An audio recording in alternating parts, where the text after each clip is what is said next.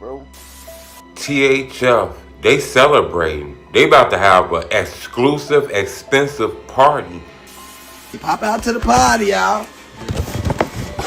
We got the party going on, y'all.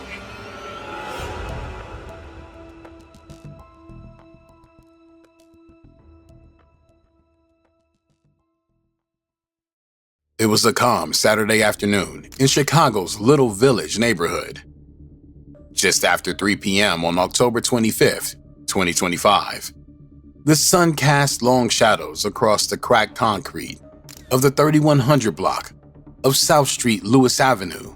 THF Bayzoo Collier, a 35-year-old known on the streets as both a feared enforcer and a rising drill rapper, was out with two older associates running what seemed like a simple errand, buying auto parts.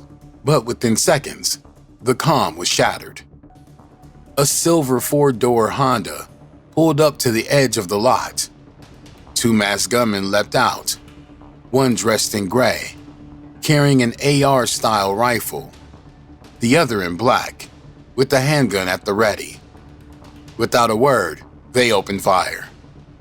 Surveillance footage would later capture the moment the shooters closed in. Nearly 60 rounds rang out, 33 from the rifle, 24 from the pistol. Bayzoo and his crew had no time to react. Bullets tore through metal and flesh. Bayzoo collapsed almost instantly, struck multiple times. His two associates were hit as well, one in the leg, the other in the back, arms, and hip. The shooter fled the scene as quickly as they'd arrived, vanishing into the city. Witnesses called 911. Emergency responders arrived within minutes. The scene was chaos, shell casings littering the ground, a body crumpled near a car, and the agonizing sound of grief and confusion.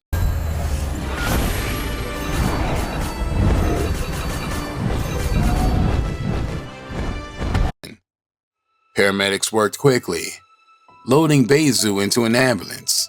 He was rushed to Mount Sinai Hospital in critical condition. Doctors fought to stabilize him, but the damage was too severe. At 3:54 a.m. on Sunday, October 26th, THF Bayzoo was pronounced deceased.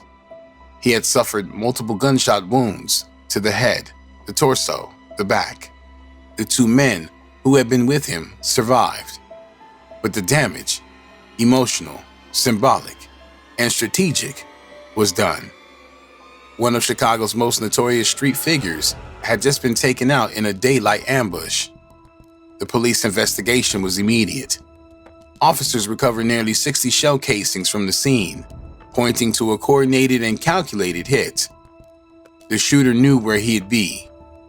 They knew when to strike, and they executed the job with brutal efficiency. As dawn broke over Chicago, word of Bayzoo's passing began to spread. Online, on the streets, in hushed phone calls and shocked group chats. The legend of THF Bayzoo, one of OTF's most feared and loyal soldiers, lost his life. The news hit hard and fast. Within hours of his passing, social media was flooded with tributes, disbelief, and sorrow. From street corners to Chicago, to the Instagram stories of rappers in Atlanta, the shockwave was immediate. THF Bayzoo WAP, to the closest who knew him, was gone. Among the first to react publicly was 21 Savage. He posted a series of heartbreaking messages. Those messages, shared across thousands of screens, felt like the first candle in a rapidly growing vigil. Inside the OTF camp, the loss was deeply personal. Bayzoo wasn't just an affiliate. He was a day one, a protector, a brother. Duty Low, one of Dirk's closest associates, took to Instagram with a gut-wrenching post. "My BFF, my brother, my dog, taught me a lot. This one hurt, WAP." He shared how Bayzoo had rushed to his side when he was shot, how he made promises he kept. And in that moment, Duty made another promise. "I got your kids for life." Bayzoo's funeral was private, but its impact was public.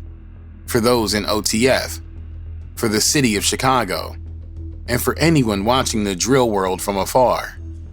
Bayzoo's passing was more than another casualty. It was a rupture, and it left one question hanging heavy in the air. Who did this, and why? THF Bayzoo was a complex figure, both feared and respected. A man whose life straddled two worlds, the unforgiving streets of Chicago and the rising fame of the drill music scene. To those outside that world, he might have seemed like just another gang-affiliated rapper.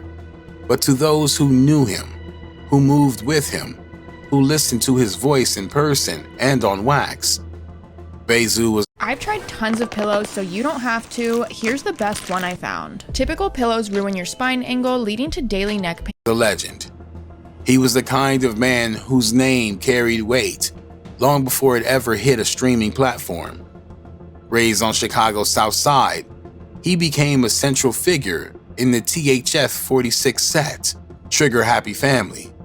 From there, he built deep ties with Only the Family, Lil Durk's collective, serving not only as an artist, but as a trusted enforcer.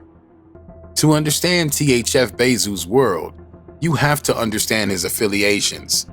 In Chicago, gang identity isn't just about territory. It's about legacy, protection, retaliation, and survival. These ties placed him squarely in the middle of ongoing feuds that have defined Chicago street politics for over a decade.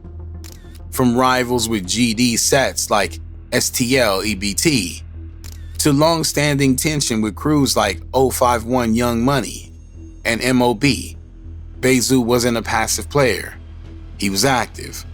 In 2009, he was arrested and charged with the murder of 20-year-old Dominic Barnes, a case that immediately drew attention across Chicago's South Side. The circumstances were grim. Barnes had been gunned down in what prosecutors alleged was a gang-motivated hit, and Bayzoo, they claimed, was the triggerman. He sat in jail awaiting trial, facing the possibility of spending the rest of his life behind bars. But as the case unfolded, holes in the prosecution's story began to show. Witnesses recanted, evidence appeared circumstantial, and Bayzoo's defense team worked to dismantle the state's claim, piece by piece. In the end, a jury found him not guilty. The acquittal sent a message, not just to the courtroom, but to the streets. Bayzoo had beaten the case, and it was the kind of victory that, in the world he came from, transformed him from respected to revered. And for many, that made him untouchable. By 2014, Bayzoo's profile was rising within the OTF circle, and so was the attention from law enforcement. That year, police raided a property tied to Lil Durk in the wake of the ongoing investigations into gang activity.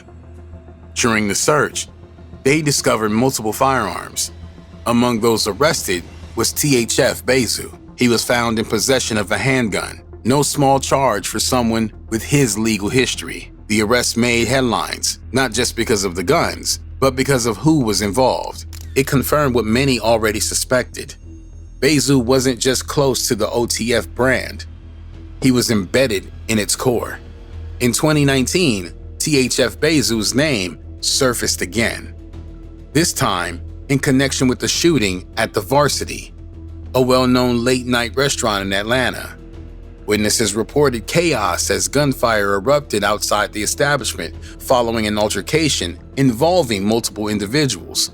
Reports quickly circulated that Bayzoo had been present at the scene, though accounts varied. Some witnesses claim that they saw him fleeing the area as shots rang out. Others suggested he had been targeted.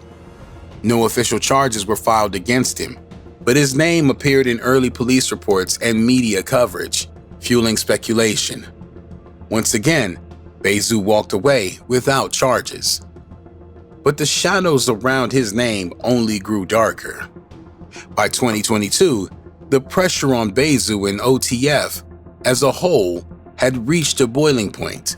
In a sweeping operation that spanned across Chicago and beyond, federal and local law enforcement executed multiple coordinated raids targeting known gang figures, Bayzoo's residence was among those hit. Agents reportedly seized firearms and other contraband.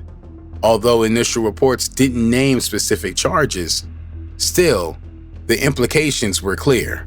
He was being watched. The walls were closing in. Though he wasn't arrested at the time, insiders noted that Bayzoo became more reclusive in the months that followed. Social media posts slowed. Appearances were less frequent. Some say he saw what was coming. But when certain die, bro, it just wake you up. You know what I'm saying? Don't mean like everybody death don't hold weight. But certain, bro, they've been around so long, they've been involved in so much and overcame so much that they almost build this aura around them like they gonna be here. You know what I'm saying? Like, it was a storm gathering speed. And for once, it looked like even THF Bayzoo might not be able to outrun it. When viewed together, THF Bayzoo's legal history reads like a pattern, one of escalation, of proximity to street retaliations, and of calculated silence. He rarely spoke publicly about his arrest. He didn't use his case as promotional tools. And when the system pressed in, he leaned on his reputation and the code he lived by. Each brush with the law seemed to reinforce his mystique. He was the one who walked away, the one who didn't fold, the one who made it back to the streets and the studio every time. But with every year, every headline, every surveillance file with his name on it, the spotlight grew hotter. Law enforcement saw a figure tied to rising street retaliations and feuds. The streets saw a legend who couldn't be touched. The tension couldn't last forever, because in Chicago, no one walks away clean, not even Bayzoo. In the aftermath of Bayzoo's execution-style hit, the streets erupted with rumors. Online forums, Reddit threads, and YouTube breakdowns spun out in all directions. Everyone had a theory. Everyone claimed to know why it happened or who was behind it. But as is often in the case in Chicago's underworld, truth and speculation blurred fast. One of the most persistent theories is retaliation, that this was the payback for years of bloodshed tied to Bayzoo's name, either directly or by association. Some speculated his hit was revenge for old shootings involving rival sets like 051 Young Money or MOB. Others claimed it was more recent, that Bayzoo had stepped on toes during internal power struggles between cliques inside the BD structure itself. Who knew he'd be there that afternoon? Who timed it so perfectly? In the weeks following his passing, no arrests were made, no charges, no names released. The silence from law enforcement mirrored the silence from the streets. And in that vacuum, conspiracy thrived. Let's see, the bad guys knocked us out and stole our wood. How dare you? Wait, you can dismantle fences? In the months leading up to his passing, THF Bayzoo found himself pulled into an unsuspected street drama, one that began, of all things, with the pair of stolen watches. According to widespread rumors in the drill community, members of THF allegedly robbed rapper Lil Zay Osama while he was sleeping, taking 2 luxury timepieces. The alleged theft sent shockwaves through their shared circle. Bayzoo, as an elder statesman in THF, was reportedly associated with the thieves and found himself caught in the fallout. Yet, sources claim he attempted to de-escalate the situation, urging the younger THF members to return the watches and later vouching for Zay to Lil Durk. But the damage had already been done. It didn't help that Bayzoo's ops kept claiming his body. Where you at? I'm on my way. I'm on my way. I'm a leader. I've been running up this paper. I don't be there. Think I'm cheating. I'm a soldier. Can't go home until this mission get completed. You know I love you. How you coming?